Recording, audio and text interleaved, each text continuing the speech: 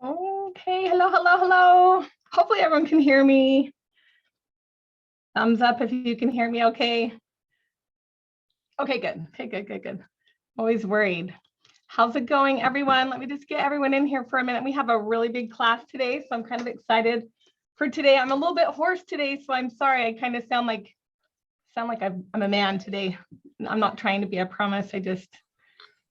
I'm getting over a little bit of a laryngitis here. Okay. Super excited about today's class. As we're getting everybody in here, I find this is really, really interesting that we're in this buyer's market. Yeah, there's such a demand for people to want to know how to retain more listings. And I think that just comes from the, he's off, I can't see. It comes from, I think the whole real estate industry is like listings are key, listings are key, listings are key, which I completely agree. I mean, they definitely are. They're amazing. And in this type of a market, you get a listing and it's going to sell right in like a day or two in most areas. But the challenge is how do you find them? How do you find them, especially for our newer agents who are just starting out? Probably the number one thing that I hear the most is I don't have a big sphere. I don't know a lot of people. What's crazy is in this way that the world has kind of changed, we have friends everywhere, right? Like we have people across the country nowadays that we're sending referrals back and forth like crazy. Never in a million years, 10 years ago when I, moved to St. George, did I ever think that I'd be sending people to Texas and getting referrals from, Tennessee. And it's really been kind of bizarre how much it's important now to have a social media presence, of course, which is a little bit of a challenge for those of us that are coming, late to the game. As far as tech is concerned, I would be one of them. I'm 46, I guess I'm 46 years old. So for me, really having to step up my game as far as social media is concerned has been a big thing to undertake. So I want to get started because if you've been on my masterclass before, I always am like slow. And then I get to the end and I'm like, crap, I'm so rushed, because the last of it is the most important thing. It's kind of the build up, and I want to make sure that I get to it all. So let me just share my screen here. Sorry for my screen. It's really messy. Hopefully everyone can hear me okay. And make sure that you've got your mute on. Feel free to interrupt me anytime. Like, I am an expressive personality, so you're certainly not going to offend me at all. If there's something, I'll try to remember as we move through each of the bullet points. I'll try to remember to ask if anyone has any questions, but I promise you I'm not really great at it. But feel free to just interrupt me if you have like a pressing question. The crazy thing is 9 times out of 10, if you have questions, so does everybody else. Like, they all have the same questions. So there's never a dumb question. The only dumb question is the one that you don't ask, especially while there's so many people that are on this call. So let me just get this here into this little, okay, get these other people that are waiting in here. Okay, so today is obviously how to land more listings. I'm Nicole Briggs. For those of you who don't know who I am, I'm a real estate agent of 15 years. I started my business in the recession. I decided about 2.5 years ago that I would do something a little bit different. And I felt like I have always kind of been a taker in my career. And I'm sure a lot of you can relate that we are gathering information as much as we possibly can, trying to get as much as we can and learn as fast as we can. And so to the latter part of my career, I just kind of felt like I need to find a way to give back just a little bit. And I randomly one day was like, hey, let's just hold a meeting in my office. And so I thought, what women are going to want to listen to me in my office? Like, what do I know? I'm a heads down, go to work kind of a gal. So I never quite knew. I mean, I knew I had good production. I just never really looked around to see what everyone else was doing. And so that was kind of the driving force, was like, hey, I've got some things that I want to share, and I'm a mom of 4 kids and I'm busy, and I've got a lot on my plate. So again, so obviously I've been married 27 years, bless his heart, and I've got 4 kids, and I have my recently a new grandbaby, and he's 2 months old, and he's just the love of my life, and he's adorable. So if you get sick of me talking about my grandbaby, someday you'll be a grandma too, and you'll get it. Because kids are cool, but grandbabies are way better. I didn't even have to be pregnant. It was awesome. And I got a baby. It was awesome.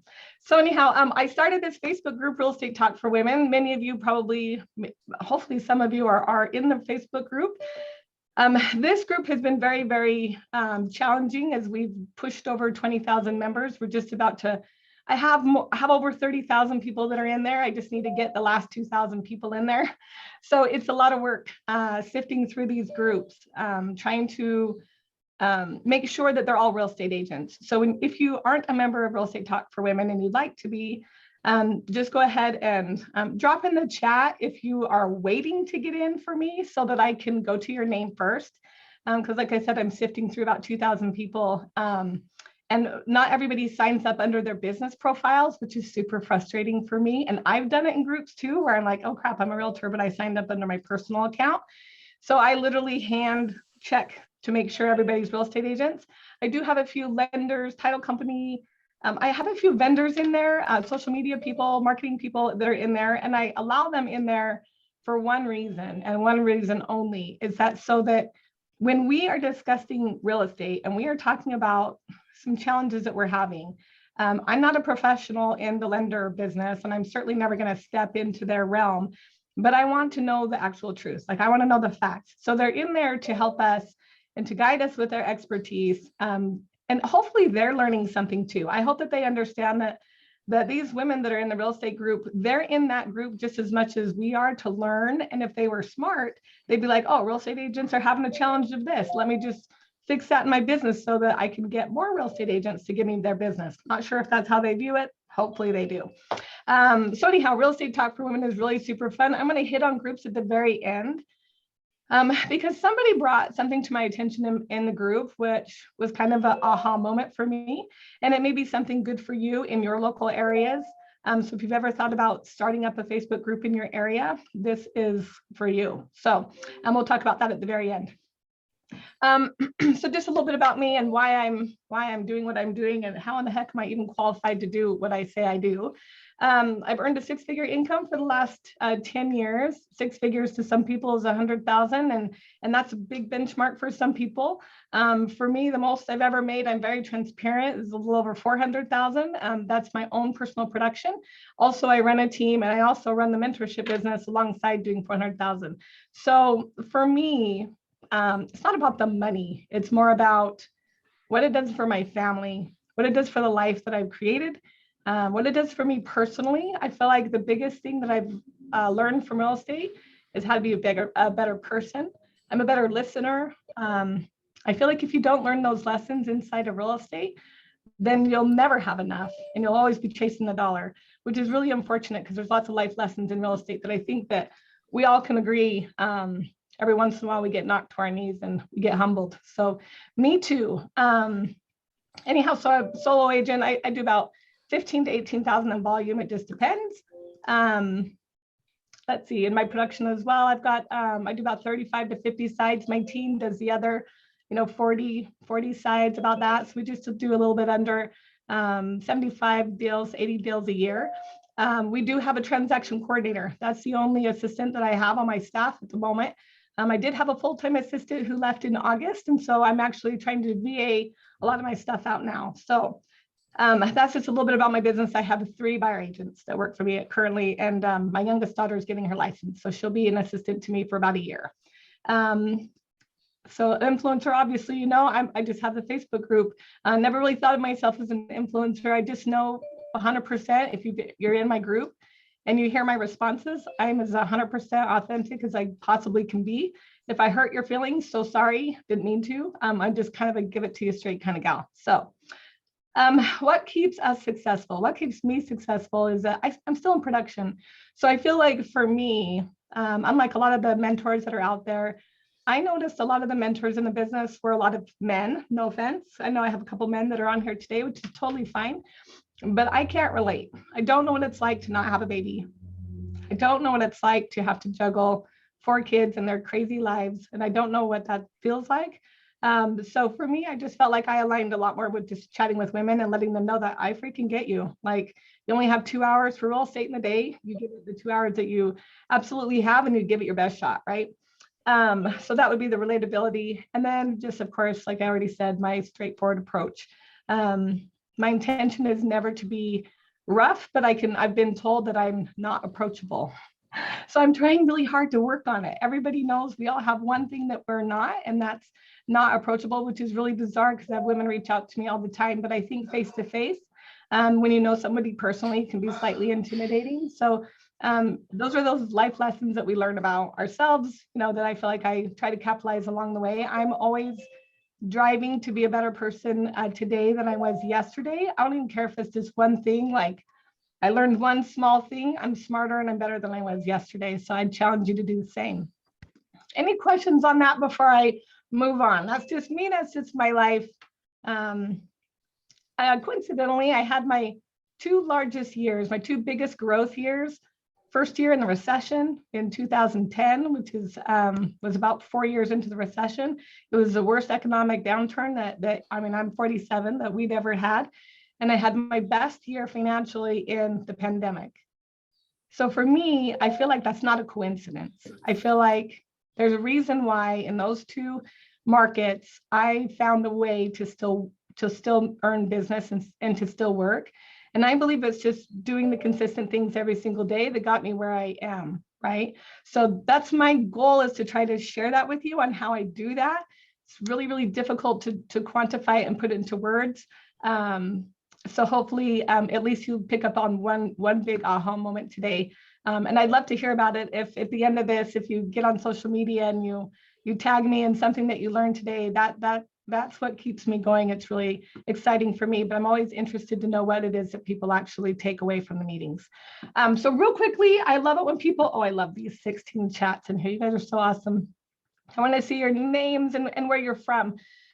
We have people all over across the country, which is really great, and extended into like Canada usually, and South America, which is really super fun.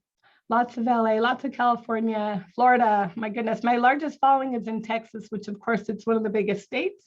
But I do adore all the Texans. They're super great and very welcoming and super helpful. Las Vegas, I was there last weekend, tore up your town. It was really super fun. Celebrated my husband's 50th. Okay, perfect. So thanks so much for posting that in there. I love that. That's okay that you're late. I totally am late all the time. We're going to talk about being late today. It's just the story of my life. All right, Pamela from St. George. I love that. So I'm in St. George, Utah, as everyone probably already knows. Little southern Utah, small town. People love to come here. Californians, unlike a lot of areas that are around us, are flooding into our state, which is fantastic. I have a little different perspective on the Californians that are coming. They wouldn't be leaving if they weren't looking for something different, and they'll find something different here. I'm appreciative of them for stabilizing our marketplace. I think it was the biggest deal in the pandemic, and it was the biggest deal during the recession. So sometimes we have to think outside the box and understand why people are actually making a move. It makes it easier for you to relate to your clients. Okay, so thanks for that. So let's talk about today's agenda. Let's see. So here's the things that we're going to cover. Showing up with confidence, pre-qualifying for the appointment, delivery is everything, family and friends, how we handle those listing appointments. This has come up in my group quite a bit.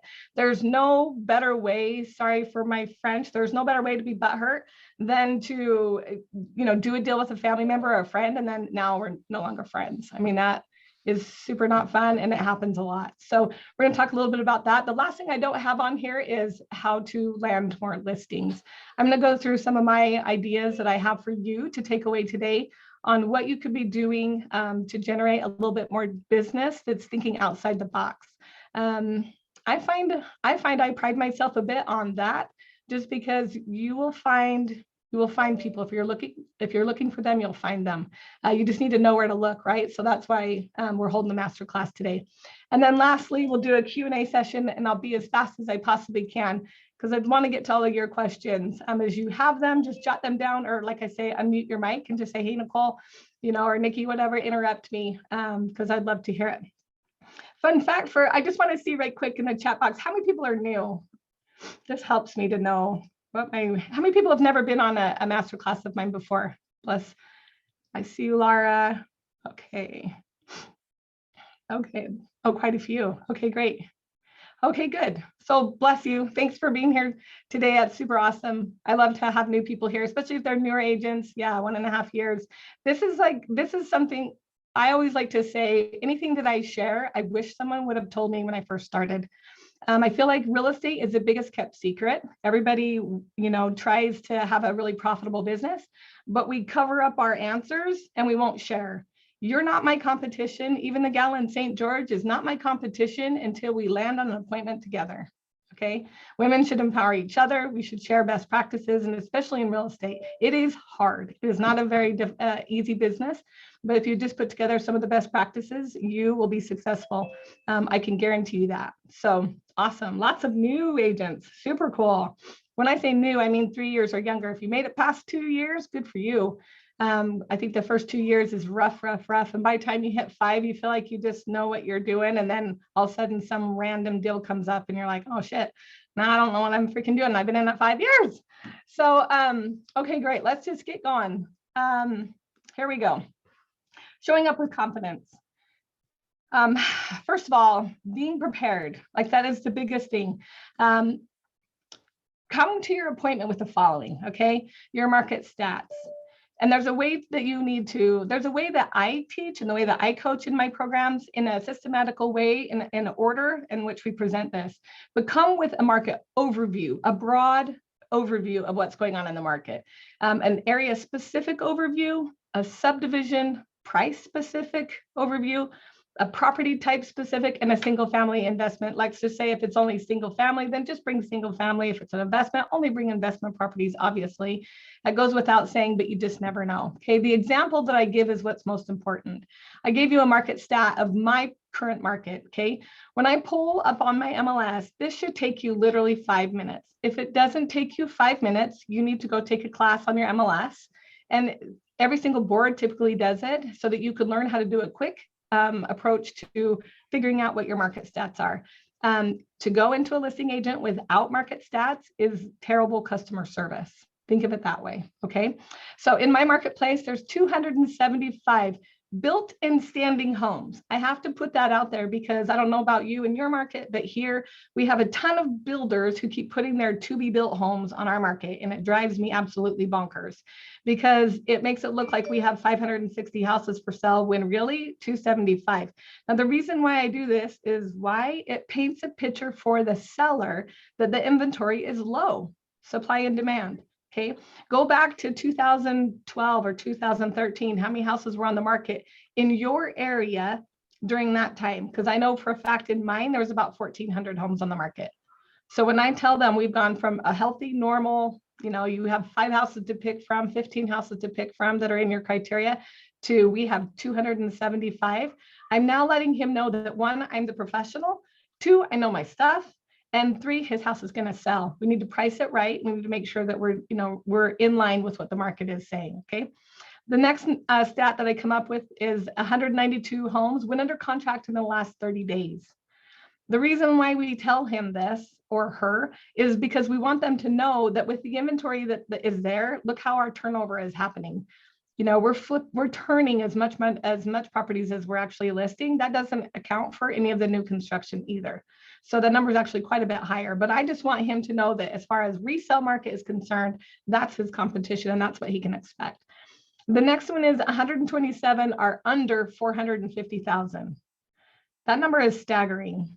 That means that only 60 properties are over 450,000. So that should tell him that if your pricing, if your property is under 450,000, it's going to move super fast.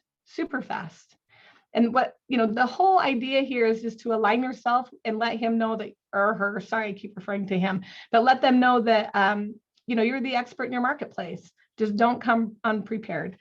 And then the last thing is that there's currently 0 homes in their specific neighborhood for sale. So all I'm doing here is painting a picture, creating a roadmap. I'm showing him that 1, I'm the professional, I know what I'm doing, and this is what you can expect, okay? Being prepared equals confidence. And if you don't know how to if you don't know how to explain these stats, record yourself. We have these awesome phones that we have. Record yourself delivering this message and see how fluid you become. Okay. The more you do it, the better you'll get at it. But I promise you by the end of your presentation, all you need to do is just show them, I'm ready to set up the photographer. When's a good day they can come by and stop by? I just need your signature here on the listing agreement and I can get started. That's my close. And I never have them say, wait a minute. I don't want to list. It just doesn't happen. Okay. Anyone have questions on being prepared and market stats? I'm going to move through it pretty quick. Sorry. So it equals the confidence. You're showing them that, hey, I'm going to get your house sold. And every time you're prepared, you're more confident. Okay. So the second part is dress for success. I feel like I shouldn't have to say this, but I'm going to have to say this. I am a team lead. So if you're a team lead and you have agents in your office, I have dress code for my office. You're not allowed to wear jeans with holes. No light jeans. I don't allow those either. It's dark jeans or black jeans and no holes. I love the whole trend too. I promise you, I have a ton of them and I love them. They're just not professional to me. I'm sure some people love it. That's great. But make sure that you show up in your appearance. Your first impression is everything. It may not be fair. And it's not, it's not cool, but it is the truth. The minute that you walk out that door or you walk into their home, they're immediately having an impression on how you've shown up. Okay. I always have to tell women, don't over perfume yourself. Okay. Don't over perfume yourself. That drives me bonkers. I know that because I'll coach people and I'm like, holy crap, you're killing me with your perfume. But first impressions are everything. Okay. Next is clean your car inside and out. This kind of goes without saying, but when you roll up in your car, I don't care if it's a 1990 Datsun. I don't care. Have a nice, clean car and show up with some pride, right? Because how we do one thing is how we do everything. If anyone's ever heard me give a masterclass in the last 6 months, you've heard me refer to Eddie Milet. He's one of my most favorite motivational speakers. If you can find his podcast, there is one specific episode. And if you put kind of in the search tab, it's about a baseball team. Specifically, it's in California, Union Pacific, California, the college there. He gives a motivational speech to the baseball players there. And anyone who knows, I'm a baseball nut. And somebody gave it to my son to listen to. And I love it because it's the truth. How you do one thing is how you do everything. And there's a lot of truth to that. And if you don't believe it, just watch yourself for a little bit. And it's kind of interesting. Make sure you have materials in a folder. If your office doesn't have anything that's branded to your name or to your business, totally fine. Go to Office Max and grab yourself a pleather if you don't want to spend the extra money for a leather binder, but put all of your marketing materials in a folder. It's just so much more professional. It's nice to have something branded to hand to them that has your business card. Not only that, but I refer to my net sheet that I give my sellers all the time. Like when they ask me about price or they ask me about how much they're going to walk away with, or we're in the middle of negotiations on the counter offers. I am constantly telling them, you still have that packet of information that I gave you that has the net sheet? And they're like, oh yeah, that's the one with your thing. I can dig that back up. And I'm like, okay, good. Go dig it back up. I want them to keep going back to me, keep going back to my stuff. Okay. And lastly, which this is one thing that I struggle with, is wearing a professional name badge. I know a lot of women love to wear them. And I know a lot of people have got a lot of business and it strikes up a lot of conversation. I just don't want to make my outfit not look super cute. And sometimes I forget it. I'm just kind of a dummy. So I have vowed to find a good one that I absolutely love that I'll want to wear. But this is definitely one that I think if you're having difficulty talking to people, this could always strike up a conversation. Okay. So I kind of gave you all of my examples already. So I don't really need to kind of push into that because it's really not relative, other than the fact that it does give you confidence.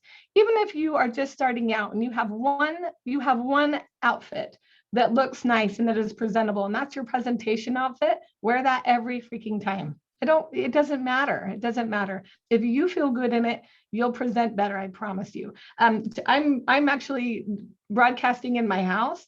I still have my high heels on. I still have my earrings on, and I'm still wearing my jeans and my kids are asleep in the other room.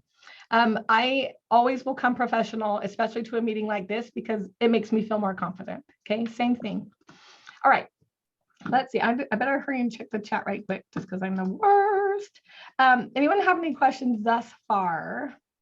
Let me know. Pretty straightforward. Let's see. Eddie Milet. So I think it's EDDY, oh my gosh, I'm the worst typer. MYLE. I think it's LTT, MYLETT. And it's someone from California is gonna correct me. Not Union Pacific, that's our railroad in Utah. University of Pacific, right? It's in a city that starts with an H. I'm the worst in California. Anyhow, Eddie Milet. And you can follow him on Instagram. I love his daily Instagram inspirational quotes. I have a friend who was following him at one time and they're like, oh, he is always flaunting how much money he has. No, he's not. He's sharing with you what the opportunities can be for you.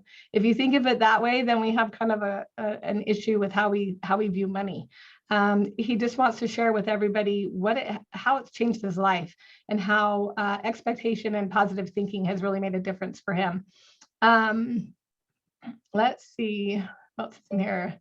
What kind of marketing materials do you suggest? That's such a great question. The marketing materials that I use, I keep it very, very simple. I don't spend a ton of money on marketing materials. I actually farm that out for other people to do that for me because I circle them in as my business extension. So my net sheets, I actually message my title company. I give them the price, the commission, my transaction fee, and I give them the address. And they create, and then I tell them just to do a 30-day close. So that they can prorate the taxes and they can also estimate, give me the title, insurance, and all that super fun stuff. And then they'll send me over a branded to them net sheet. And then when I give it to them, then that's the title company that I would recommend. But I use them as an extension. Not only that, I use it as leverage. The last thing I want to do is sit here and figure out taxes. Not that I don't know how, I'm just trying to leverage my time. Okay, so that's my biggest thing that I farm out. So I always have the comps, I have my market stats, I have the my net sheet, and then I send out a digital, which I'll be happy to share. I can drop it in the chat. I share a digital pre-listing packet. So I sent it out prior to myself going, send it to them in an email, or else I'll drop it on their cell phone. I'll send it out to them. Tell them if they have 5 or 10 minutes that they could just take a look at it before I arrive and let me know if they have any questions. Want to guess what percentage of people actually look at it? Very little. Very little. That's why I tell you, don't waste your time on marketing materials. 9 times out of 10, they won't do it, but bring a hard copy with you so that when you get to the appointment, you can say, okay, this was, thanks so much. Did you have an opportunity to take a look at my listing presentation that I sent you? Oh, no, I got busy. No problem. I've got a copy of it right here. Okay. So I take that out with me as well. It's really, really small. I've seen people's listing packets, like 55 pages with all their accolades in the very back of it. And why use me and just a ton of stuff. And I did this when I was first in the industry as well, because I didn't have a lot of my own personal stats to put in there. But I promise you, how you deliver your presentation will speak volumes. You don't have to have a ton of sales in order to win somebody over. You just need to be confident. You need to be enthusiastic, and you need to be a go-getter. You need to want to work hard. And earn their trust. And that's how you do that through the listing presentation. Hopefully that helps. I'll drop that in the chat. If I don't drop it in the chat, because sometimes the link won't go through, when I send you all out a copy of the replay today, because I'll send you a replay so you don't feel like you have to sit here and scramble to take notes or screenshotting the computer. I'd rather you just listen and absorb something. But I'll send you a replay so that you can take a look at it. And then I'll put a link in there to my listing presentation, okay, my listing packet. Let's see. Oh yeah. There we go. Ed Milet. He goes by Ed Milet. Thank you very much. Okay, awesome. Okay, so be on time. This is my worst. This is my weakest moment. I'll tell you all the biggest thing. Keep your appointments. If you set a listing appointment, you shouldn't be the one to cancel unless you're not prepared. I mean, like if you didn't come with a net sheet or you didn't come with comps, you best call them and tell them you forgot your wallet and go back to the office and go get your net sheet and go get your comps and then reschedule. But keep your appointments. And if you're running late, make sure you check in with them. Just send them a quick message and say, hey, I'm on my way. I'm stuck in traffic or something. Keep them informed because they're waiting on you. Also, it communicates to the client that you're reliable and that they can depend on you when you're on time. I'm late for a lot of things in my life, and someone's told me I'm late because I don't value what the issue is at hand. It's not true. I'm late because I'm trying to do 50,000 other things, right? I'm busy and I'm a mom and I run 3 businesses. I'm busy, but I try really hard. I keep them posted and let them know if I'm running late. Okay. Listing appointments, rarely am I late, probably slim to none. Being on time validates that you're important to them. Okay. All right. So no need to like hammer that one home. I know for a fact when I'm running late, I'm completely a scatterbrain for sure. Like I get there and I'm frantic. It irritates the client. It's super frustrating for them. The other thing that I read up on about time management was that, what was I just going to say? It was back on here. It weakens your position. I never really thought of it that way. When I was kind of researching a little bit last night about time management, that was one thing that really stuck out to me was if I'm going in there and I'm trying to earn somebody's business and I've already started off in a lesser position, if I'm negotiating a contract, I certainly don't want to ever come from behind. Hopefully that makes sense. That resonated with me and I hope it does for you. Okay, next is know your objections before you go. So this is such a loaded question and a point. For your appointment call, when you're pre-qualifying your client, which we'll get to that in the next bullet point, but that's where you would want to know that's where you're getting all your objections is in that pre-qualification phase. You should know those before you go and have answers to them. The second one is know your objections that you're going to get on market stats. I'm on my way. All right, bye. Not muted. Okay, so your market stats. If you pull up your market stats and you can see, like, I'll take, for instance, I took a listing out in this place called Sun River here. Our gals from St. George will understand it's a 55 plus community. The price per square foot is super high, more so than regular single families, and they have very stringent HOAs. So when I took the listing out there, there were 17 other homes that were on the market there. So for me, when they originally listed with the agent that they fired, they only had 7 houses on the market. So they're quite frustrated knowing that now there's 17, right? Their competition has increased. They're probably going to get less per dollar because he overpriced it by a lot. And so I knew those objections going into that appointment. So I needed to make sure that I had in my mind rebuttals for those objections that were going to come up because they were coming, and boy did they. But at the end of the day, you get the property sold. But that's what I'm talking about your market stats. Know what your objections are going to be. If you pull it up and there's 55 competing houses or 55 competing townhouses, if you're in a bigger market, and they're exactly the same, they're a studio or they're a 1-bedroom, 1-bath, and you got 55 of them, how is your property going to stand out? You know those objections before you get there. And also commission. If commission is an issue for you, or you feel like it's going to be an issue and you have a difficult time discussing commission, this would be your number one objection handler that you should be able to overcome. As a new agent, if I were you, I would practice commission objection handlers first and foremost. It seems to be the number one thing that you get beat up on the most. So yeah, if I were you, that's what I would do. Especially if you think that they're going to ask you for a discount. We all know that when we do the pre-qualification, so do you discount? Love that question. You know what? I'm so glad you asked that. I'll cover that when I come out on the appointment. Are there any other questions that you have for me? I'm going to move right past that because I'm not on my ground, right? Like I'm on the phone. I'm not combating commission over the phone ever. We'll discuss that first thing when I come out. Okay. Hopefully that makes sense. Okay, pre-qualifying the appointment. Now we're getting into some of the fun stuff. If I were an agent starting out, I would memorize backwards, forwards, the pre-qualification script.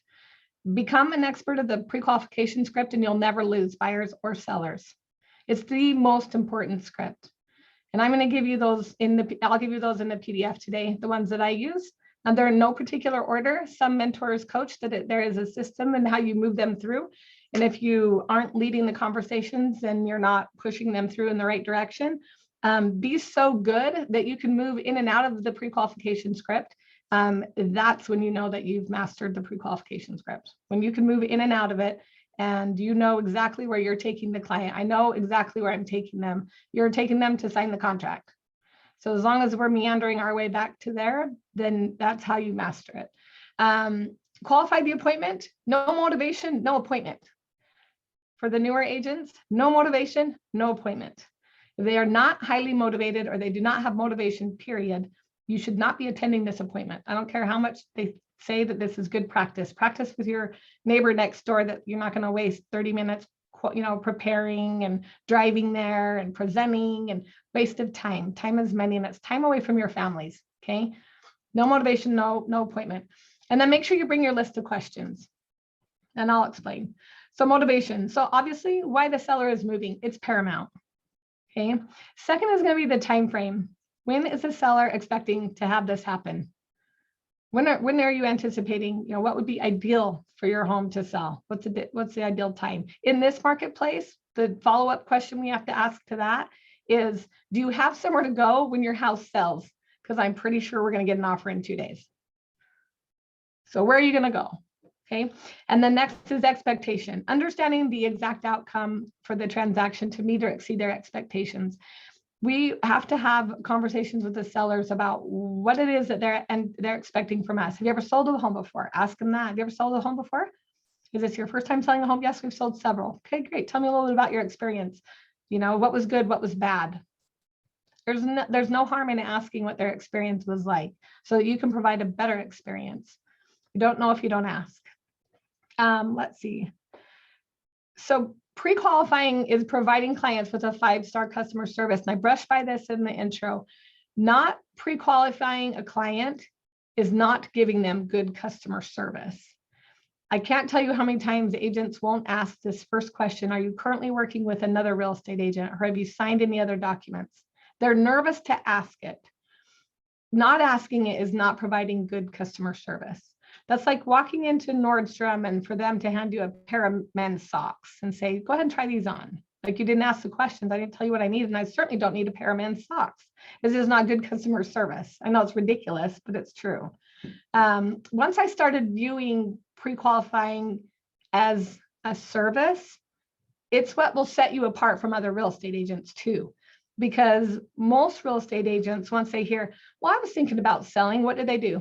Good, you're thinking about selling? Where do you live? Where do you want to move to? Like all they think about is the dollar amount. Like, let me help you, instead of doing the discovery phase where we want to know, like, tell me a little bit more about that. Where do you currently live now? What makes you want to move? That's a great area, really having a good conversation, a good dialogue with the clients about why they're wanting to sell. So I like this because I have a lot of real estate agents that say they're very shy. They're introverts and they don't know how to put themselves out there. We have to accept that conversing is a key to our business. We are in the conversation business. That's why it's a service, customer service business. So when someone says, yeah, we've been thinking about selling, those are like your key aha things. When people say those things to you, you should be practicing what you need to say there. Learn to recognize all those open doors because it's really your job to provide the follow-up questions they're wanting you to ask. Otherwise, they wouldn't have said to you, well, we're thinking about selling. You think they just said that just for super fun? Like, oh, it's fun. Let's talk to this real estate agent, waste her time. They're asking you for, they're saying it for a reason. Give them a reason to want to do business with you. Next would be, tell me, I love it when people say, tell me what the market's like. The market's crazy. Were you thinking about doing something in real estate? No, or the market's crazy. Were you thinking about selling your house? Were you thinking about buying some investment properties? Typically, if someone says that to me, what's the market like? I know them on a personal level. If I don't know them on a personal level, then I go back to my pre-qualifying script. So tell me what it is that makes you curious about the real estate market. They want to do something, but we have to get really good at keying in on some of those open doors, okay? I call these like the tell me more statements. Tell me more about the home that you're currently in. When you're pre-qualifying a client, and you'll see this in the PDF that I send you, I don't want to spend a lot of time on pre-qualifying because we really are here to talk about the listings. But when you say to somebody, tell me more about the home that you're currently in, most people say, well, I'm thinking about selling my house. That's what the client would say. And then the agent was like, oh, good, perfect. Have you talked to a lender? Like, let's get you hooked up. Let's get things going. Instead of saying, so tell me what it is about your house that you like. Tell me about the house that you live in that you don't like. If this is a client that's out of state, which has happened a ton in this market, so they have nothing to judge it by. Where I live, we have really small lots. We have a very, very small, like everything's getting smaller and smaller and smaller where we live. So when I say, well, it's on a little bit smaller lot, how do they know what I'm talking about? So it's better for me to ask them, so tell me about your current home. You know, how big is your lot that you currently live in? Well, it's a 1/4 acre. So do you feel like that's too big or too small? Well, I'd like a little bit larger. Okay, good. So like a third, or like, are we talking like a half? No, a third would be good. Okay, good. These are the questions, just pre-qualifying them, just keeping it conversational, but this is me finding out more information, how I can best serve them, okay? And then the other one would be, tell me more about your life. Tell me more about your family, okay? Tell me what your hobbies are. Tell me what's most important to you. Do you have children? Are schools important to you?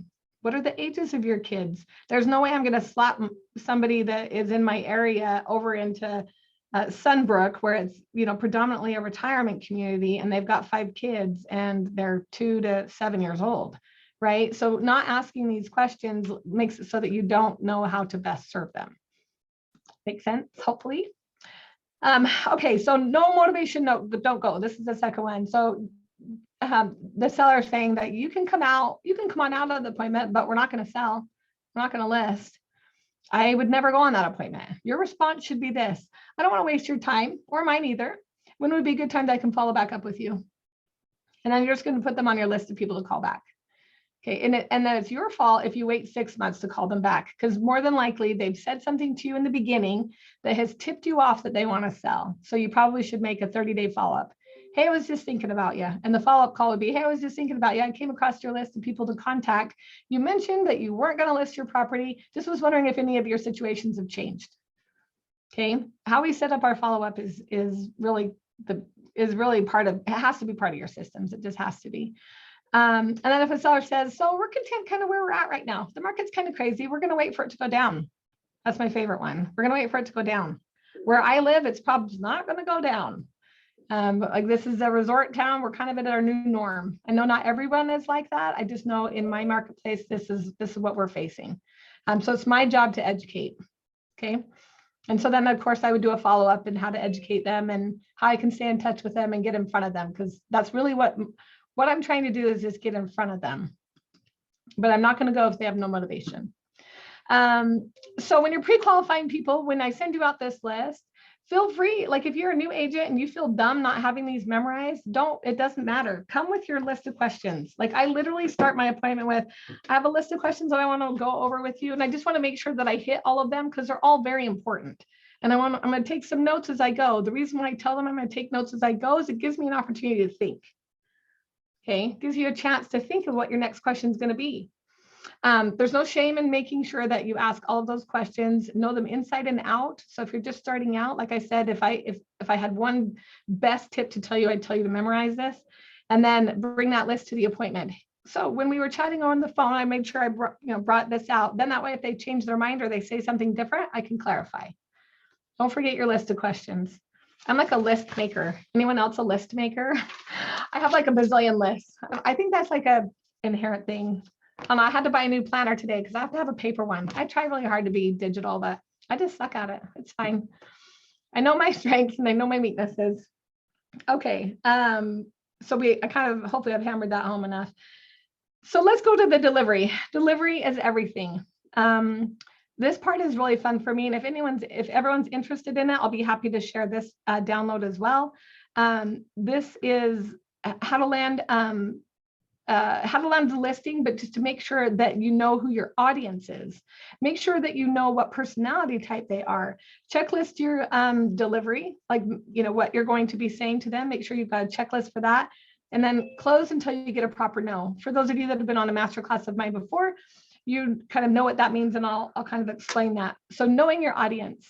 So obviously over here on the left, we have a millennial, I'm certainly not going to present to them or show them property that's 55 plus, right?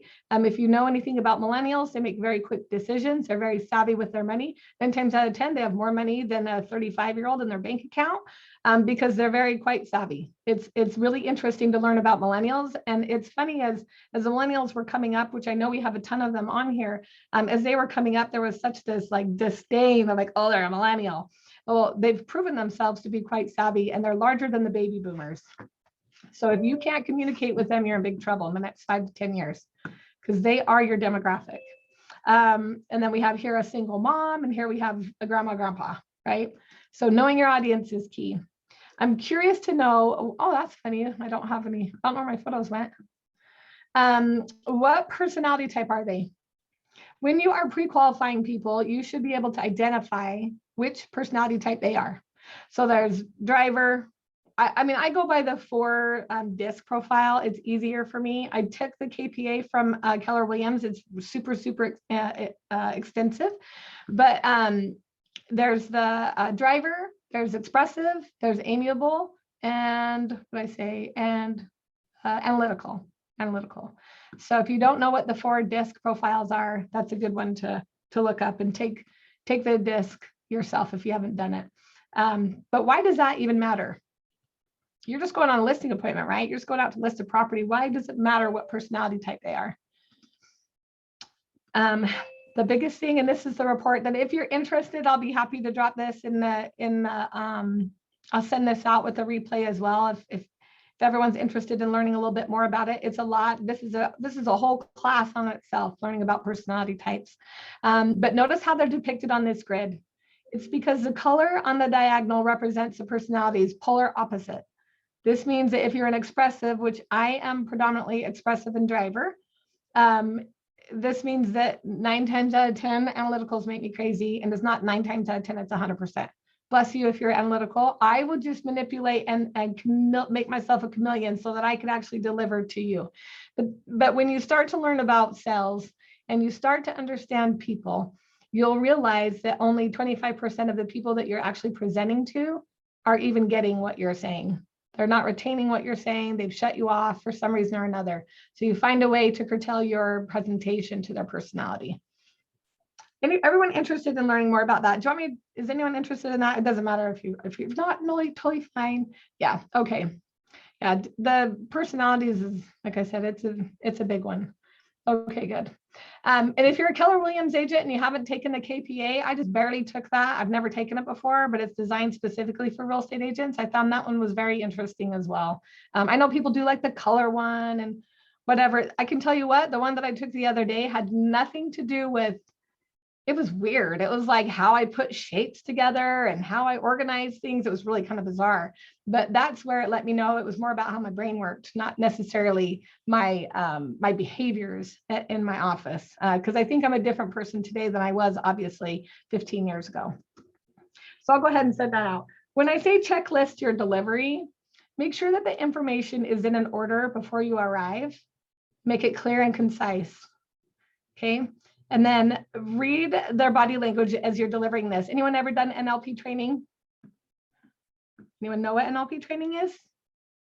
Neuro-linguistic like training.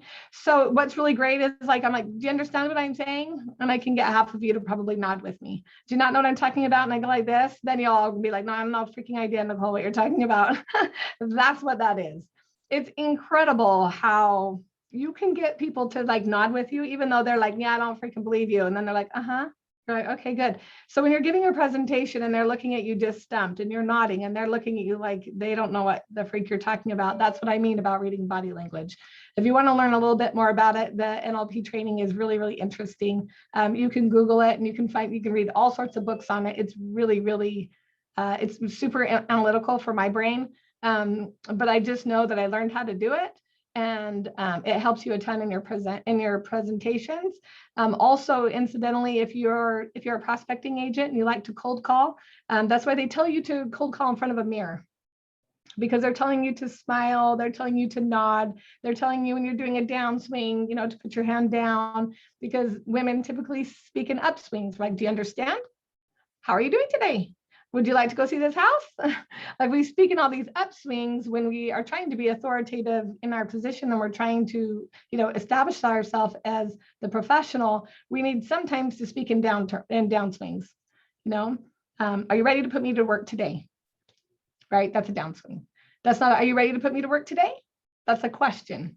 Like today, you're going to do it today. Okay. All right. So keep this presentation 35 to 45 minutes. Don't bore your people with a 2-hour listing presentation.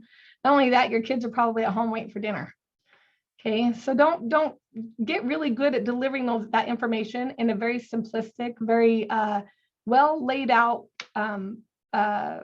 systematical way that you can deliver it to get your contract signed, and have all of your documents filled out before you arrive. That's my worst pet peeve, is filling out listing agreements. Oh my gosh, to fill out the MLS sheet, I want to choke myself. It's so annoying to have to input every little thing. If you have a transaction coordinator and they handle that for you, fantastic. If they don't handle that for you, that's great too. Just make sure that you get that all done before you go. There's going to be questions that you don't know. Sometimes I don't know what kind of roof is on the house either, but you take care of that when you get there. Okay, close till you get a proper yes or a proper no. Sometimes there are objections you just can't get over. I've given this example a million times, but there was this woman that was listening to a man in an Italian shoe store. And I'm going to have to find out this woman's name eventually because I tell her story all the time, but she wasn't allowed to be on the sales floor. So she sat in the back and she just watched and observed the owner of the shop for months and months and months. And finally, one day he let her come out on the floor. And what she learned from him was he didn't ever give up until it was an actual no that they couldn't get over. Like, for instance, I'm not the person on title. That's something you can't get over. Okay. That's your fault for not pre-qualifying and presenting to the wrong person. But that is a situation that you can't move past. Okay. And there's going to be those things. I can't sell until after the first of the year because I've got capital gain taxes. That's something that you can't overcome. Can't change that. Okay. So keep closing until you get a proper no, because the only reason why they're saying no is they're objecting to what you've given them. It's the only reason. They don't trust you. They don't like what you're giving them. They don't like the price. Tell me what it is that's stopping you from signing the contract today. Leave it at that and stop talking. Okay. So don't give up till you get a proper no. Okay. Listing a family and friends home. Oh boy, this is a toughie. 5-star customer service always. What is your standard if you list a family member's home? I know for a fact for my family, they'll still pay me. Do I give them a discount? Yes. How much of a discount? 50%. If it's my kids, I give them all my commission back. That's our down payment. Okay. But for my extended family, I still have to pay the brokerage a percentage. I still have marketing materials, photos. I love my family, but I'm not paying for all the photos for your house. And I'm not paying, you know what I mean? Like, this isn't a gift. This is my business. Okay. So treat it as such and know that before you get there. Also, your SY and database, I'll get to that in a second. The single biggest make that you could make with family and friends is this: not giving them your professional presentation. You think just because you're friends and because you're family, you can just wing it and you can go in and say, yeah, I think we should list the house for $450,000. You list it. Now they're ticked at you and they get into negotiations and they're not getting what they want, or something comes up on the inspection report that they didn't know was there. You didn't have a conversation about this. These transactions, we must be at the top of our game because our personal relationships are depending on it. Okay. The last thing I'd want to do is lose a friend or a family member over a transaction. So working with family, I'll go through these pretty quickly. 1, deliver the same presentation that you would a seller. Again, it's customer service. Establish before you go to that appointment what the discount's going to be. Everybody knows, we all know exactly how much we would be willing to do it for our clients. My clients are still going to pay my $250 transaction fee because guess what? That gets charged to me anyways. So it's going to get charged to them. But the things that I can help with is the reduction. Like for me, I would just do it for 50% less. Okay. And then next would be make sure all decision makers are present, especially family members. Sometimes just the mom's there, just the dad's there, just the cousin's there, whatever. Make sure all decision makers are present. And if they say they can't be there, that's great. When's a good time that they can? We've got to get better at presenting to our friends and family. And then remember, this is your profession. It's not a hobby. It's totally fine to be professional, and that we teach people how we want to be treated in business and in life. So if we aren't giving them a professional presentation, we're teaching them it's okay to not be professional in their response when it comes time to talk about business. All right, so like one-liners that I just kind of wrote down is, the worst thing I could do is not be straightforward with you with the price. I put it on me. I'll take the blame all the time. I provided that sheet for you so that you know exactly what you can expect at the price that I'm recommending. And your friendship is more important to me. And to be sure I just want to make sure I haven't left anything out. Okay. And then I have a fiduciary responsibility to my clients, friends, and family alike. This is a profession. I hold my real estate license in the highest regard. I don't know about you, but I work my tail off to get one. And I certainly don't want to lose it because it makes me a lot of money. And I definitely want to carry myself with the utmost professionalism. We don't do anything shady. We don't do anything shitty, right? I always say, oh yeah, I'm just your family member. You can do this deal for me this one time. No, I can't. No, I can't. All right. So anyone have questions up to that point? Because the rest of it is going to be just straight up. We're just going to talk about the listings, but I want to make sure I hit the chat right quick. Any questions on that up to that? I know I'm not really hitting how to find more listings, but I'm getting to that. I just want to make sure that we're handling them the right way, because I could send you 10 sellers and say all 10 of these want to list, and go ahead and give them a presentation or do whatever it is that you're going to do with them, and maybe 6 out of 10 of them you'd land. If you don't do the other stuff that I just went through, it doesn't matter how many leads I give you, right? If you don't know what to do with them or you don't know how to move through them, it doesn't work. Okay. All right, we'll move on. Here we go. It's a lot of words, so hang in there with me, but I didn't know how to put all this information out. So, and then I just stuck them in front of my screen. That's not smart. All right. First of all, let's talk about your sphere of influence and your circle of influence. For those of you that are newer, SOI or COI, whatever they call it, in your area or marketplace. I feel like your SOI is the most underutilized pool of people because we're always so nervous, we're bugging them. This goes back to the whole get out of your own way, that like we are in the conversation business, okay? And this is our profession. If they were a doctor and I had a broken arm and they didn't tell me they were a doctor, I'd be ticked, right? So this is our business and we shouldn't be embarrassed or apologize for it. This is what we do. All right, first of all, has your sphere bought, or really have they bought in the last 2 to 3 years? If they have equity. So they have equity and interest rates are about to climb. If ever there was an opportunity for them to make a move up, now would be it, because the interest rates are low, okay? Do they have children 20 years or older? Ask them if they currently have any kids who are currently renting. I put this example on here to remind myself. My son Mason pays $1,750 in rent for a two-bedroom, two-bath apartment on the 3rd floor, 4th floor. Has to climb all those stairs to bring in groceries. What a dummy. I told him he should get a main level. He doesn't listen to me. Whatever. So anyway, $1,750. I got him pre-approved to purchase a house the other day, and his payment is going to be $1,100 a month. He's like, that's ridiculous. Like he was like floored. He's like, that's so cheap. That's going to be so great. Yeah, it's cheap because you're not paying somebody else's mortgage, right?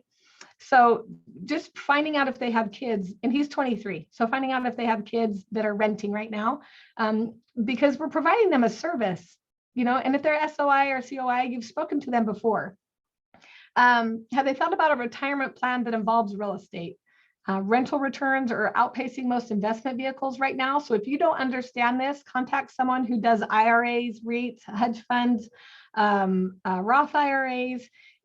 Go find yourself an insurance agent that you can sit down and have lunch with that can explain to you, tell me what your best product is right now that you're moving your people who are wanting to set up a retirement plan in. Tell me what the return on investment is there.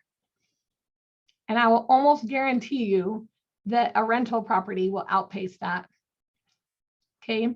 So knowing what it is that you're actually talking to people about, if they're in their retirement years, they want to hang on to every dollar that they make. Not only that, younger people like me, I'm not that young, but for like my daughter, we're starting their investment portfolio now at 25, 26. Okay. If they own investment properties, are they looking to buy more? Interest rates are about to go up. Okay. How long have they owned the ones that they currently have? This is such a great pre-qualifying question. If you have any investors, like if I were you, this is what I did when I was working with investors.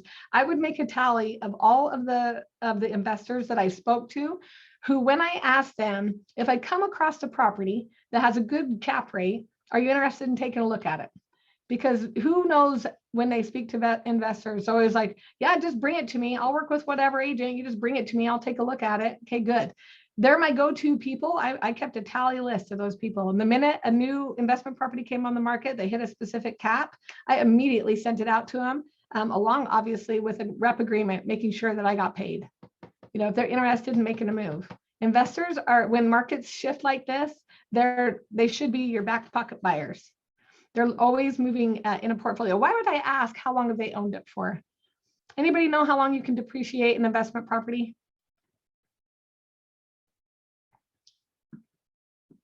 Anyone? No?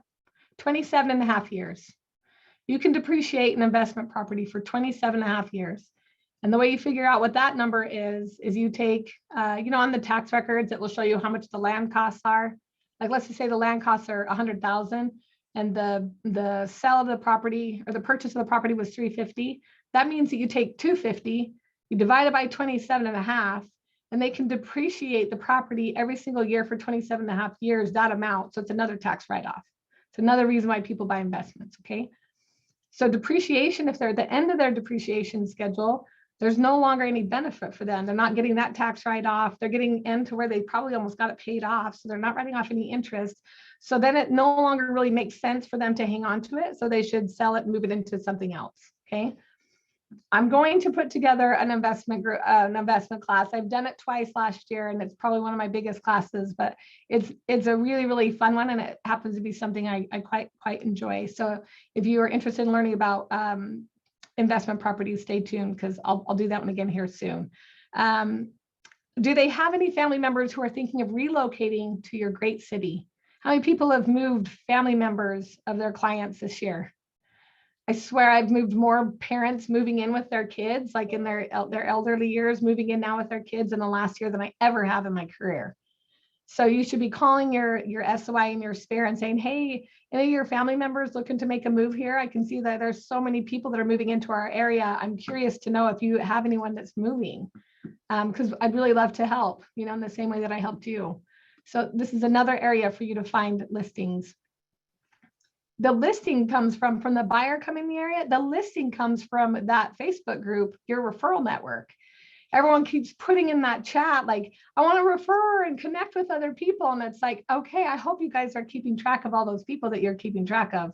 Because when they say they live in Sacramento, California, don't think I'm not going to Google at the top of my group, Sacramento, California agent, and I'm going to call one of you gals, which I have done before. I saw Tracy, I saw you on here. What else did I see on here? I've sent 3 out in the last year just to gals in my group, or put 2 of you together across the country. It's a nice way to get a referral and get a buy side out of it. Let's see. Are they aware of any small or large business owners who may be moving their business to your area? Perhaps beginning a business, or a startup or something in the area. I've moved a ton of businesses over here too, people that are making a move, especially our big corporate companies. If you're in an area that has large corporate offices, get a hold of the HR department. Ask them if they currently work with a relocation company. And if they don't, I'm a local real estate agent and I would love to be your referring agent. I've been in the business 15 years and I'd be happy to send you over some references. What's a good email that I could send that to? Okay. We want their business. We want to make sure that we're calling our SOI for more business. So in your database, let's talk about that. So your database is like excluded from your SOI, although they are included in there, right? Like your SOI is in there. How many times a year are you sending them something of value? At this time, are they shopping on they're shopping on your website, right? And are you consistently giving them market updates, or are you just letting the drip systems do this for you? Anybody have a CRM system? Anybody have CRMs? Yeah. Do they automatically send drips? Like address to some email? Yeah. Do you curate those or do you manipulate those in any way, or do you just let them auto send? Most people auto send. Yeah, most people auto send. So if they're auto sending them once a month, take a minute just at the beginning of the month, make it a goal to make one specific just for your people. You know, did you know that if you sold today, you actually would make 18% more than you did if you bought last year? Like right now, 18%, that's how much my market went up in 1 year. Did you know the interest rates are going to be going up? You know, that's the next one here. Let's see, how many times are you keeping them posted in the changes in the loan limits? Send out an email stating how loan limits have changed in the past 3 to 5 years. My guess is they have absolutely no idea. They don't care what conforming loan limits are. They don't care. They have no clue. Right? So have you sent out what will happen if the interest rates increase this year? Send them like now versus if it goes to 1/4% or 0.5%, 75%. Like if I were you, you know how the MLS, if you do like a list view or whatever, you can do, or you're pinning products against each other on a CMA, you can do this column and this column and this column. You could even call your lender and say, hey, you please, I'll co-brand with you. Will you please work me up a pro forma on if I had a purchase price of $250,000 versus if the interest rates went up incrementally in this fashion, what that does to their buying power. They have no idea that this is what's happening. Urgency to sell today versus selling in, next year, because their buying power is actually going to be less. So they'll realize their money if they sell today versus if they sell in a year from now. Does that make sense? Okay, so then send out the hottest development in your area and why people are gravitating there. What is the reason people want to move to the area? Always end the email with a call of action. Send me a quick reply if you have any questions, or I'll be giving you a call this week to make sure that you receive this, because it's that important. Some of the hot areas in our marketplace, if people just would have purchased it and just built it, they could sell it the minute that it closed for $130,000 more. Nuts, absolutely nuts. If I sold that to them and they would want to resell, I would now be their listing agent, right? So we got to find a way to think out of the box to find additional business. Send them an email to give them a call and come from a place of understanding, even if they aren't quite ready to sell. With all the changes in effect, what I put here, with all the changes in effect, you were wondering if they knew anyone else who may need your services. Okay, they say, no, we are happy where we're at. Prices are so high, we're just going to stay put. Okay, good. Can you think of anyone else that you know of who may be making a move right now? It's imperative that we get to them before the market actually turns and the interest rates increase. They will be able to afford less home and they're paying more money. I'm concerned for them. Okay, show you care, bring value. Any questions on that? Super fun. I like to brainstorm how to find more people. So much more fun. Like just give them value. These are people that are in your database. How many people have 500 people in their database? At least 500. And I think I got like 8,000 in our database. And I know for a fact we don't hit them as often as we should. I got 5,000 people in trash, but are they really trash? I mean, if they have their name is, Kiss My A or something, okay, yeah, they're the trash ones. But if they were trash because they weren't ready to do something right now, they're not trash. They go to the archive. They go to an archive file. Trash is trash and archive is different. Archive we can still prospect from. Archive we go and we revisit in 5 years, or we revisit when a market has shifted and we let them know about the shift. Okay, here's a couple of other areas. Let's see, sorry for these people that are getting here so late. Okay, so open houses. Here's another way, just thinking outside the box. Your listings, right? Anybody knock 5 doors to the left, 5 doors to the right, 5 doors across the street, 5 doors behind you? When you do an open house, at the very least, if you're not advertising to the subdivision, you should at least let 5 know to the right, 5 know to the left, 5 in the front, and 5 in the back. And the reason why is every time one house sells, someone else knows someone's house sold and another one's coming up. So if you don't want to do it, get a new agent to come and do it for you. Hey, I got a prospecting opportunity for you. I just need to make sure that you do it. I'm going to give you 20 postcards. And you can go ahead and put your name on them if you'd like, whatever you want to do, attach your business card. If you get a listing lead, let me know. You get a buyer lead, let me know, okay? Also, the other thing too is knock someone else's listings for an open house. Guaranteed they didn't do it. Here's what I know for a fact. People hold open houses all the time, and they're so worried about making sure that they have the house right and they're organizing everything else. They don't do the prospecting to get the business. So go look up on your MLS where the nearest, open house is this Saturday, and go knock their neighbors, because they've advertised for it. There's a guarantee, but more than likely they haven't done the work. It's the truth. That's just something that I would do. If I were holding an open house, I would drop a postcard to them, and that gives me a reason to talk to them. You go 2 days later. 3 days is the longest you could go. You go 2 days later and say, hey, I just was stopping in. I want to let you know Saturday we're going to be having an open house. I sent you out a flyer in your mail. Did you get it? Because that was me. No, I didn't get it. Okay, great, no problem. I don't get my mail all the time either. But I wanted to invite you on Saturday. Here's what we know is when one house sells, we listed it for $550,000. Can you believe that? But when one house sells, typically more homes sell too. Have you ever thought about it? Okay, so just asking for more business. It's an opportunity to chat with people. Next is internet advertising, CRM leads, lead magnets. Who knows what a lead magnet is? We're talking about funnels when we say lead magnets. Social platforms, giveaways that you do on social media, challenges that you do on social media. It's now become the go-to for buyers and sellers. It's like, what was it? 97% of people are online searching for a home nowadays. I think I pulled an old master class from 2 years ago, and NAR reported it was 57 or 58% of people were shopping online before they called a real estate agent. And now it's 97%. I mean, I'm floored by it. It blows me away. Like even your 70 plus people are online. You see them on their phones, which is just, it blows my mind. I mean, they may have an iPad, which is totally fine. They're still online. So the question is, what are you doing online currently to market what it is that you do and how you can help?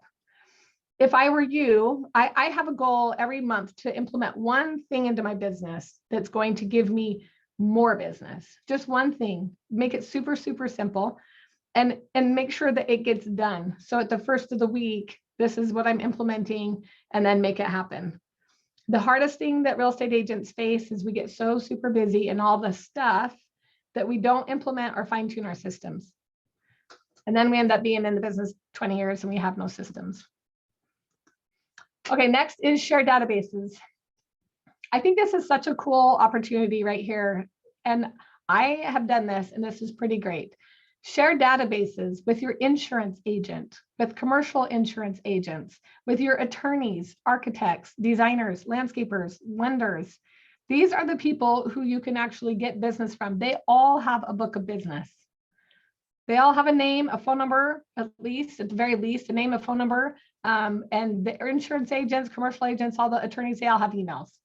Think outside the box on how you can align with them to bring their clients some value and some of their past customers. Advertising, Facebook ads, Google ads, lead magnets, challenges to giveaways to charities, nonprofit organizations. Think how you can cause a disruption in how they're behaving right now online. Lead magnets are a big deal. People try to post them all the time in my group, and I don't allow them. But I'm going to show you an example of one that I actually created for my business, and I'm not done building it out. But if I send you the link to it, you'll be able to see it's not quite finished. But at least it'll give you an idea on how to create one. And then obviously the same old way people have been doing business forever is prospecting, and that's just boots on the ground, door knocking, circle prospecting, around a hot listing in a subdivision that's really, really hot. Top producers listings, I mentioned that one already. Their farms, if you're not farming an area and you know somebody farms an area, go knock a door in there. They're advertising like crazy for their listings, like nuts. They're spending thousands and thousands and thousands of dollars. All you have to do is just go knock a neighborhood. It's not a big deal. Postcards and then offers for savings. If you're at a discount brokerage or at a brokerage that offers discounts or whatever, you offer them a free $500 home warranty with a listing. That's something that you would partner up with your home warranty company. Okay, so lastly is this, the create your own lead magnet for listings. This is one that I created. This one is attached to a website URL that I just created. this video runs in the background, but it's all about St. George, Utah video, and then a little bit about us. And then this pop-up happens that says, for complete market analysis of your home, contact us today. This is ran with a Facebook ad. My ad says, are you interested in knowing the value of your home, the value of your home? Are you interested in knowing the price of your home? I have them switched up 5 different ways because we run Facebook ads, 5 different ads with 5 different copies, some with text on the picture, some with text, some without. And then we see which ones are doing good. We shut 2 of the crappy ones off, and when we leave 3 running. Or if we only have 2 that are doing good, then we shut the other 3 off. Okay. And then also I have the tab up there that says shop for your homes. That takes them straight to my CRM. And everyone knows I use Boomtown. I co-partner with a lender, and I also have an insurance agent that's a co-partner that pays $500 as well. So you don't just need to have just a lender be your partner. You can have your home warranty company, you can have your inspection company, you can have a pest control company. All those people can contribute to your CRMs. Okay, that's how you bring the cost down. And if I were you, if I was a new agent, I would team up with 3 other ladies in my office and say, hey, I can't afford a CRM by myself. Want to go find a lender? And between the 3 of us, we can afford $350 a month or $250 a month. The thing is people don't team up because they don't want to not brand to themselves. Okay, it's not about the branding. It's about getting the lead and then earning their business. That's the brand. Anyone have any questions on that?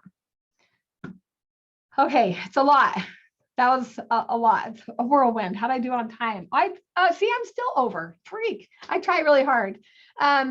So I want to do a quick Q&A, but if you don't follow me already on social media, I try to give a tip almost every single day about something, but that's my Facebook and my Instagram and my YouTube channel. I haven't posted a masterclass to my YouTube recently, but I will be putting a few other ones back up there. There should be about 10 or 11 that you can get on and see some other past masterclasses.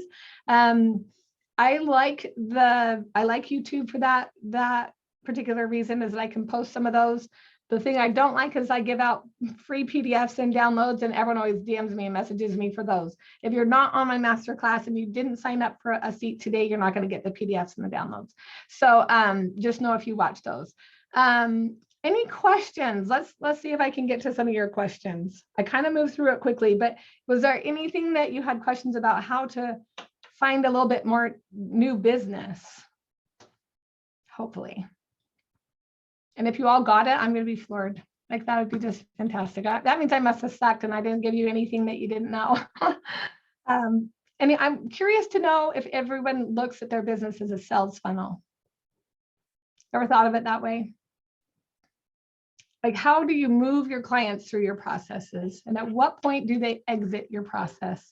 And then when they purchase, how do they go back into your funnel? How do you keep them back in there? Because if you don't keep them in your funnel, they're in someone else's, right? It's kind of an eye opener. But with all the business that's being had, I want to say this for those that are not listing agents and you're a buyer agent, if you happen to be on this call, I built a big repeat referral business off of buyers. So don't discredit your buyers. I know it's tough to get, whoa, hi, that's not me. I know it's tough to get, I love it. Is that you, Ashley? I see you frantically trying to erase. I know a lot of people say buyers are really tough right now, but the fact that you'll be working hard for them, and once you get an offer accepted for them, they'll be your client for life. They'll refer you to 5 other people. Every person, if they're at the entry level in a purchase, they have 5 deals in their pocket to give you. It's just whether or not you ask for them. It's the service that you provide and how willing you are to stay in their circle of circles. How many people close a deal and they feel like they're best friends with their clients? Like, they always want to be my friend and they always want to go to lunch, and I don't have time for lunch. I hate that. I hate that I don't have time, but I do have time to call them. I do have time every once in a while to just send them a quick message, say, I just want to know I was thinking about you. You know, is there any questions that I can answer for you? Is there anything that you need? Doesn't even have to be real estate related. Okay. In this business, it's a service business, and it's about, giving people, like, interacting with them. And it's the one thing that, as this whole market, this whole industry has really changed. It really has changed in the last 3 years, It's the one thing that they can't replicate through social media, and that's the personal interaction that you get with your customers. So don't ever downplay that, because that really is what's going to continue our profession and not turn us into just being computers, where it's crazy. You can go to Carvana, right? I took a picture of one in Las Vegas, and you can just order a car like it's a soda pop. That is nuts. Just took the personal touch right out of buying a car. I'd never do it because I like my salesman, and I'll never buy a car without my salesman. That's how much he's important to me. That's service, right? Okay, anyone else have any other questions not related to this? Any questions? I know I've taken up a ton of your time. Let me make sure I don't have anything else here. Okay, so what's up next? So next week, I'm actually going to be doing a class on lead generation. I'm doing it for my brokerage. I'm doing it for Keller Williams. However, they are allowing me to open it up to all of my people. So I will be going through how to create more leads. And this is really designed for, really it's going to focus on your CRMs and some of those lead magnets and how to bring people in. Facebook ads are very, very touchy. If you are unfamiliar with how to run Facebook ads, do me two favors. If you've never been on my masterclass, you've never heard me say this, but one would be add someone else to your business profile, someone you trust, a husband, a spouse, a sister, a best friend, add someone else to your profile. I have lost my Facebook profile and all my business was shut down for about a month and a half. If I hadn't added somebody I trusted, this is in your settings tab. If I hadn't added someone I trusted, I would have lost everything. My Facebook group, it'd be all gone. So security is paramount on your Facebook ads. The second thing would be to make sure you turn on your two-step authentication. I know it's a huge pain in the ass. I know it is. Like, I hate having to let myself in and type in my code, and it is a huge pain. But you don't know when you're bringing in $5,000 a month just on lead generation, or if you're bringing in, $10,000 a month on whatever it is you do, and all of a sudden that faucet gets shut off, you're thinking to yourself, oh crap, sure wish I would have listened to Nicole. Okay. What they don't teach you about Facebook is none of these, no one does. I've yet to see a course on best practices to keep your account safe. And I wish someone would have shared that with me. So make sure, and if you have a Facebook profile, I would make sure that you have it as a business profile. So you can't have a business profile without a personal. And here's the problem. I know a lot of people are like, well, I don't want to keep two. I want to keep it personal. Here's the problem is if you lose your personal Facebook, it gets hacked. If you lose it, there's no way for you to contact Facebook. But if you have a business account and you have an ad account, you actually can DM Facebook and you'll get someone in 2 minutes. It's a difference between being able to continue online marketing. So if you plan on doing any Facebook ads at all, those are kind of my best practices, because I've been through some terrible, hellacious nights. I've stayed up till 2, 3 in the morning trying to figure out how in the world am I going to get my Facebook page back, and I still don't have them. The worst part is, and most of you are women and maybe most of you are moms, I have 0 photos of my kids since 2008. It's all gone. It just breaks my heart. So make sure you protect your accounts. The other thing, let's see, I'll be in Salt Lake City on the 27th, I believe it is, of January. And then I'm going to have a conference call with Tina, one of the gals here, who's invited me to a mastermind in San Diego in February. So I'm headed to San Diego in February, around the 11th of February. So if I head that way to California, I will post that in my group to see if we want to get together a little meet and greet, and we can do a little powwow session and do some best practices. Okay. Anything else, let me know. You guys know where to contact me. You can always email me, show@nikkiB@gmail.com. And you can always DM me on Instagram. I'm a lot more easy to catch on Instagram because Facebook is so bogged down with my Facebook group. So if you're still waiting to get in, make sure you drop that in the chat. I'll go back through that later on today. I'm assuming that I've missed the whole presentation, bless you, on Eastern time. Yes, I'm going to be sending you out a replay, so don't worry. It's no problem at all. If you have any questions, you can just message me and I'll let you know. You are all so welcome. I'm so glad you enjoyed it. Thanks so much. Oh, good. Okay, I will get you in there. I promise, Brett. Thanks. Okay, you guys have a great rest of the week. got a whole rest of the week to get going. Oh, bless her. She's just jumping in. Yes, you have to do business. I know. I always watch replays at night. I always watch videos and whatever stuff at nighttime. I can't do it during the business day. I'm too busy. I get you. Anyways, hey, thanks, Ashton. Okay, talk to you guys all later. See ya. Cute. You're welcome. You're all welcome.